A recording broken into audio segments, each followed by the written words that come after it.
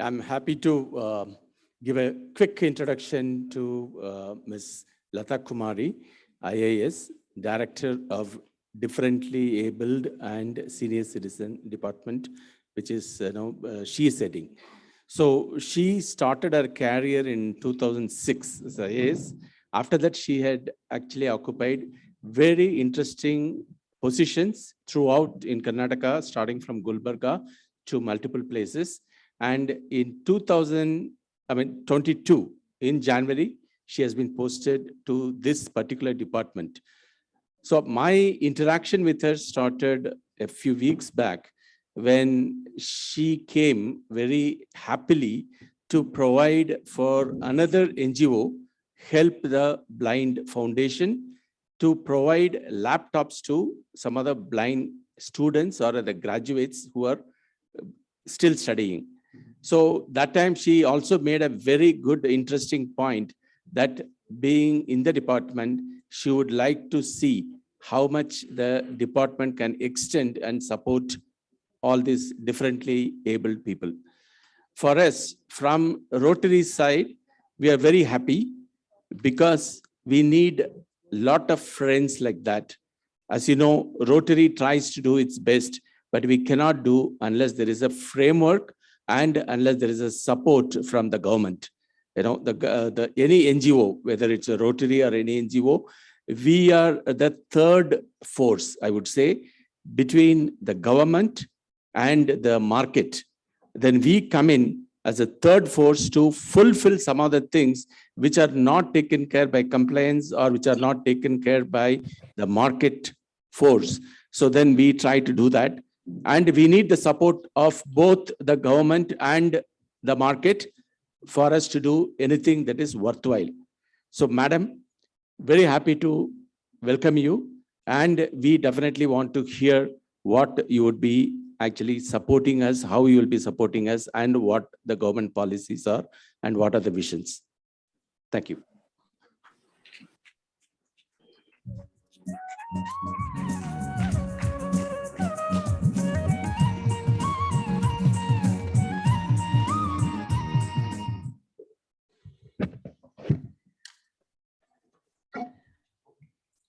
I shall be telling this with a sigh. Somewhere ages and ages since, two roads diverged in a wood. I took the one less traveled by, and that has made all the difference. Really, after seeing you all, I could recall Robert Frost, these lines. Many souls, millions of people, we are all joined together for the same cause, one single cause, for the upliftment of our PWD friends. A big clap for this noble cause. I'm really overwhelmed. Thank you for a nice introduction. And also, really, I'm very happy to see you all in this platform. We are all together for the right cause in the right time, for the right motive. And I would like to appreciate Rotary Bangalore abilities for conveying such a meaningful, thoughtful, wonderful event.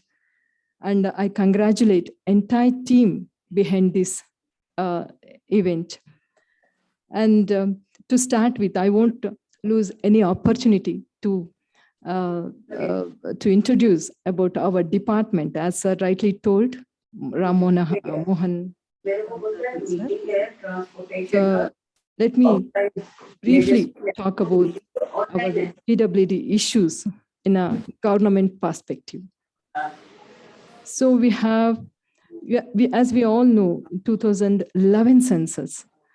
So PWD population in our state is 13.28 lakhs.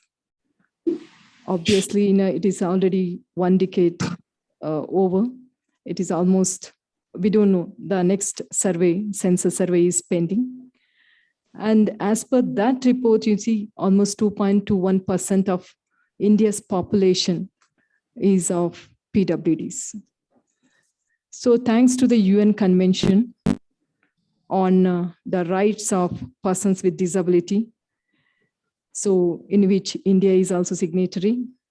And thanks to our new act, Rights of Persons with Disabilities, we shortly call RPWD Act 2016.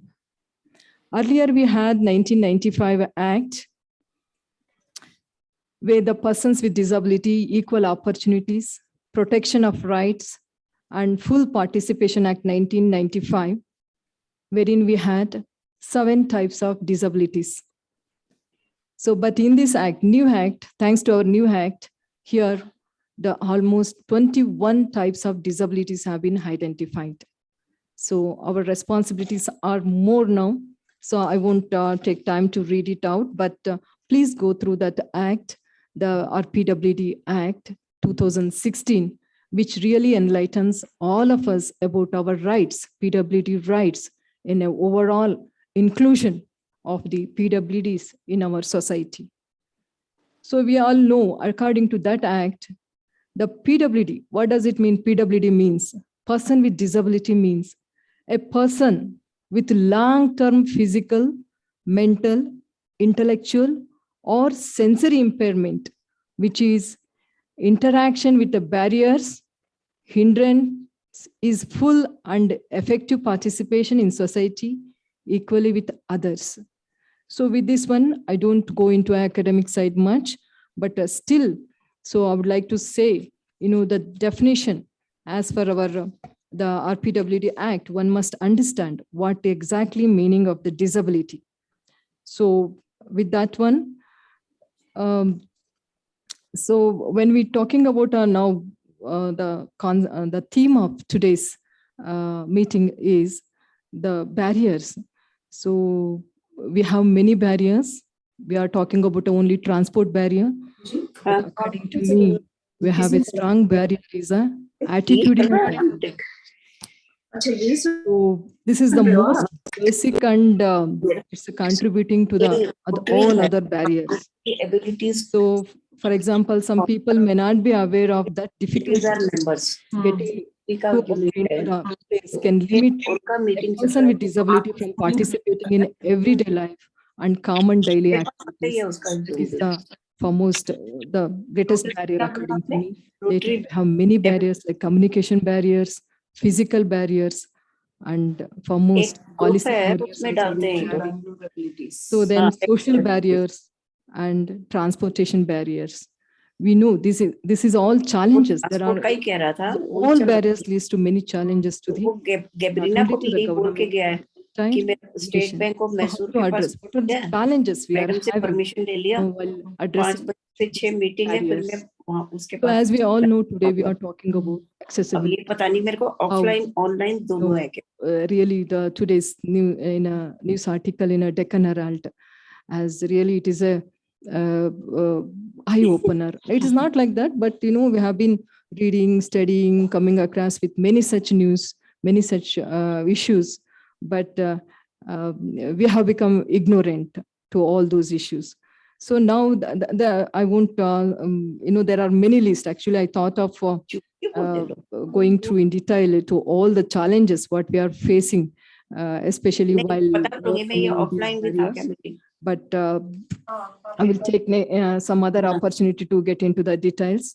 And I'm happy to announce that, it is the vision of the government to have an inclusive society in which equal opportunity and access is provided for the growth and development of PWDs, persons with disabilities, to lead productive, safe, and dignified lives.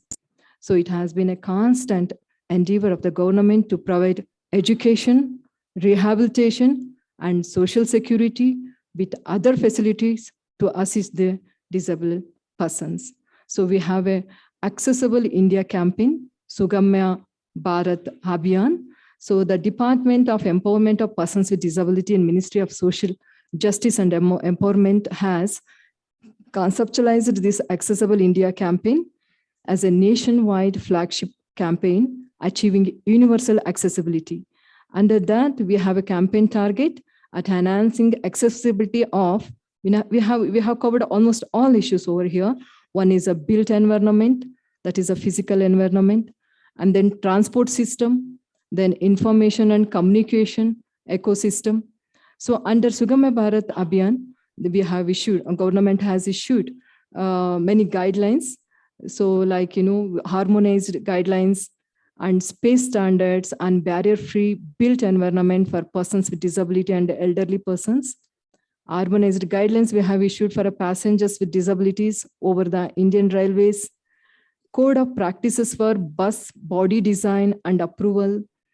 Like, these guidelines is intended to address the needs of persons with disabilities and senior citizens with a wide range of accessibility elements and standards, not limited to the disability only, thus paving the way for a universal, accessible, and inclusive India. Department has given these circulars, just you go through our website, we may find links. Actually, after taking this charge, I made it, accessible to all this information to all the departments. And also I'm the in charge of the commissioner of the act to implement this act into the letter and spirit. And today in this warm, very beautiful evening, you people have invited me and you made me to feel that I am a part of your team. I'm very happy for that one. Thank you, all the Rotary fraternity for making me as a part of your team. And once again, I'm thanking you all. Please permit me, as I have got one more meeting to attend, I kindly request Dias to permit me to take a leave. Thank you all.